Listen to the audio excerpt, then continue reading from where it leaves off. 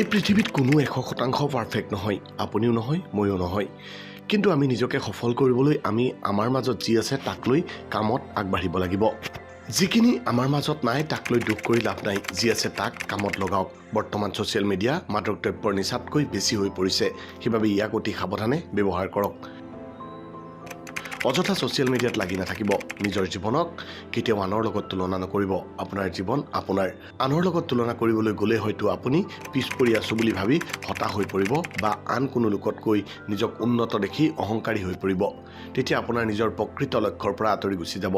আপোনাৰ শাৰীৰিক স্বাস্থ্য কেতিয়াও চিৰস্থায়ী নহয়। আপুনি শাৰীৰিক স্বাস্থ্যৰ প্ৰতি সজাগ হৈ থাকিব। কি খাদ্যই কি বস্তুৱে আপোনাৰ শাৰীৰিক স্বাস্থ্যক দুৰ্বল কৰিব পাৰে তাক লৈ সদায় সজাগ হৈ থাকিব। সেইবোৰ খাদ্য বা বস্তু ত্যাগ কৰক। পিতৃ মাতৃ হ'ল আমাৰ জীৱনৰ আটাইতকৈ ডাঙৰ সম্পদ। আপুনি যি সমস্যাতেই নাথাকক কিয় সমাধান পিতৃ মাতৃৰ পৰাই বিচাৰি পাব। সেইবাবে প্ৰতিটো কথা বা প্ৰতিটো সমস্যা মা দেউতাৰ লগত আলোচনা কৰক, শুদ্ধ সমাধান পাবই। মা দেউতাৰ বাহিৰে আপোনাৰ জীৱনত কিছু শুভাকাংক্ষী থাকিব, যি আপোনাক বিনা স্বাৰ্থত আপোনাৰ ভাল হোৱাটোক লৈ আশাবাদী। তেওঁলোকক কেতিয়াও আপোনাৰ জীৱনৰ পৰা আঁতৰাই নেপেলাব। বন্ধুৱে জীৱনত আটাইতকৈ ডাঙৰ ভূমিকা পালন কৰে। সেইবাবে বন্ধু নিৰ্বাচন কৰোঁতে সচেতন হওক।